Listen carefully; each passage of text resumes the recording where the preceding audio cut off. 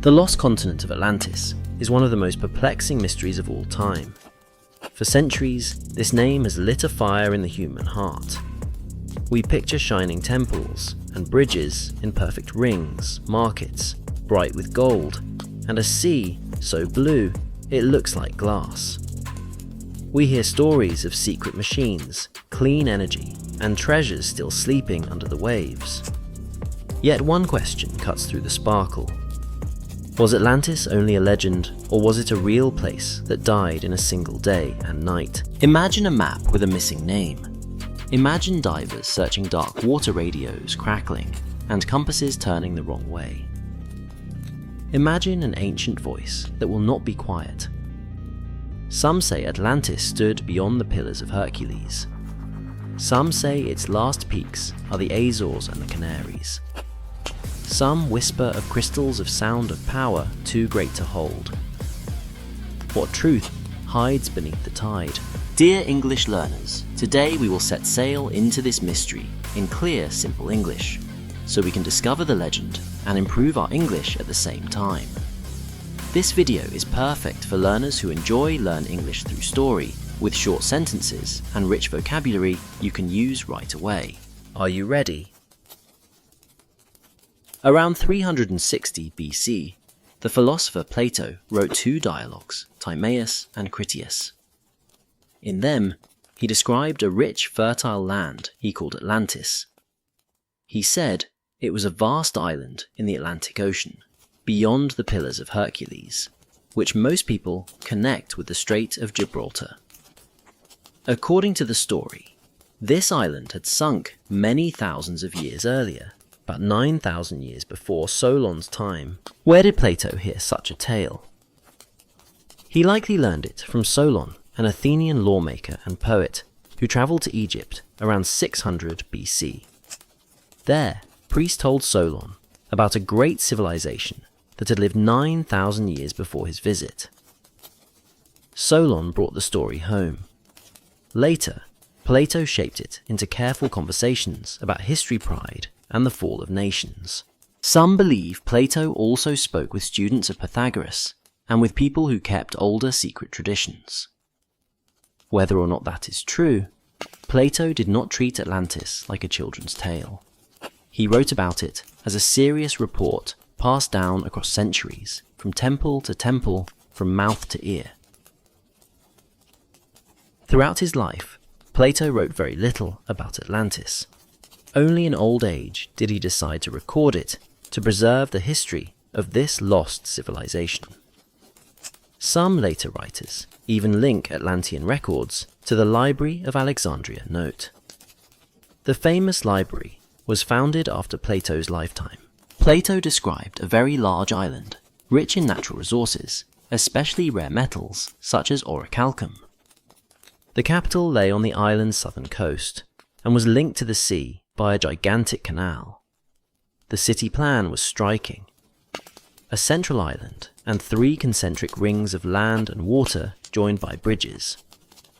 By some modern estimates, the developed area may have stretched for several tens of kilometers, but Plato's measurements are given in stadia and are interpreted differently. In the center stood the royal palace and the grand main temple. According to Plato, Atlantis possessed a level of wealth never before seen in history. Plato says Atlantis was destroyed in a single day and night by a terrible catastrophe.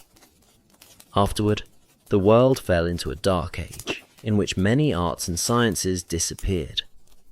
But can we trust Plato's account? And what did the Earth's surface, especially the northwest of Africa, look like more than 12,000 years ago? To find out, researchers look to geology and oceanography. Speculative hypotheses suggest that Atlantis was once a volcanic landmass in the mid-Atlantic linked to Europe, Africa, and North America by temporary land bridges. Some propose that today's Azores, Madeira, and Canary Islands are simply the highest peaks of a submerged mountain chain. This is not a scientific consensus, but it is a popular idea. Over the centuries, many different theories have appeared. Some say Atlantis was drowned by volcanoes and powerful earthquakes. Others suggest that visitors from the stars helped build or guide the civilization. Esoteric schools such as Theosophy teach that humanity grows through 7 root races, and that Atlantis was the 4th stage in this long journey. In this view, each stage has a lesson. Some are more spiritual, some more material, and Atlantis tried to join both. Mystical writers like Helena Blavatsky and Rudolf Steiner and the American seer Edgar Cayce describe Atlanteans as very tall, with unusual senses. Some even speak of a third eye, a kind of inner sight or spiritual vision. In these accounts, Atlanteans used sound crystals and natural energy for wireless power healing tones, and lifting heavy stones, or reducing weight. Whether true or not, these ideas keep the legend alive because they suggest a world that was powerful yet close to nature, something we still dream about today. According to Edgar Cayce, Atlantis did not vanish in a single event, but in 3 great disasters around 50,000 BC, 28,000 BC, and 10,000 BC. In his story, the main causes were the misuse of high technology and long conflicts between rival groups. The breaks came in stages separated by thousands of years, like warnings that grew louder. Before the final sinking groups of Atlanteans escaped by sea, they sailed along Atlantic routes and settled in other lands, including Egypt, Peru, and the Yucatan. Cayce linked the last period of Atlantis to a high flowering of ancient Egypt, suggesting that Atlantean knowledge, stoneworking astronomy, and energy law helped inspire great works there, even the building of the pyramids. In this telling, the fall of Atlantis is not only a disaster story, it is also a lesson about balance. Great power without wisdom will finally destroy the house that holds it. There are also more mysterious hypotheses. Some claim that beings from the Pleiades, the Anunnaki, or even a galactic federation took part in the rise of Atlantis.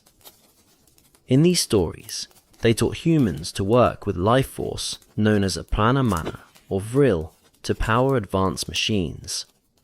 This force could be focused and directed. With it, the Atlanteans are said to have built flying craft sent power wirelessly across great distances, and even reduced or manipulated gravity. Priests or engineers served as keepers of this force, tuning crystals and sound to open flows from the sun, the Earth's magnetic field, and the human mind. Towers and crystal nodes formed a network carrying clean power without smoke or fuel. Heavy stones could move with resonance. Messages could travel as vibration. Ships and airboats could glide in silence. Some believers add another detail. A giant Atlantean crystal still rests on the ocean floor. They suggest this buried device might explain strange events in the Bermuda Triangle.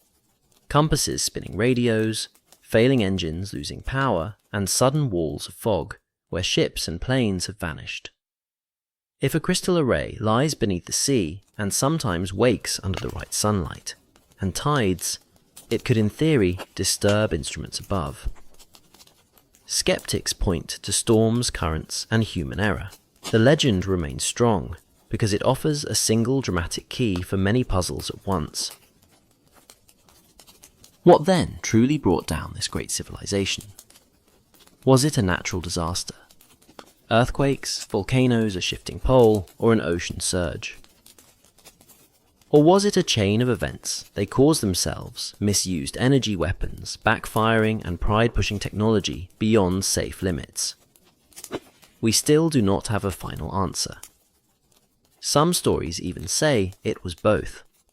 Nature shaking the ground at the very moment human pride made the system fragile, turning stress into collapse. What we do know is this Atlantis has become a powerful symbol. It stands for mystery that calls to us for the danger of human pride, and for a lesson we cannot ignore the need to balance knowledge with responsibility. In the mirror of Atlantis, we see our own question today.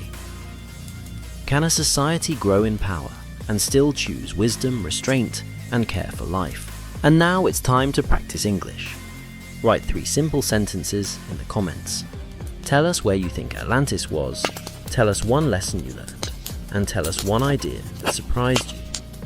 Keep your sentences short and clear. Share your thoughts in the comments below. Thank you for learning with me today. Until next time, keep your curiosity alive and keep your English growing.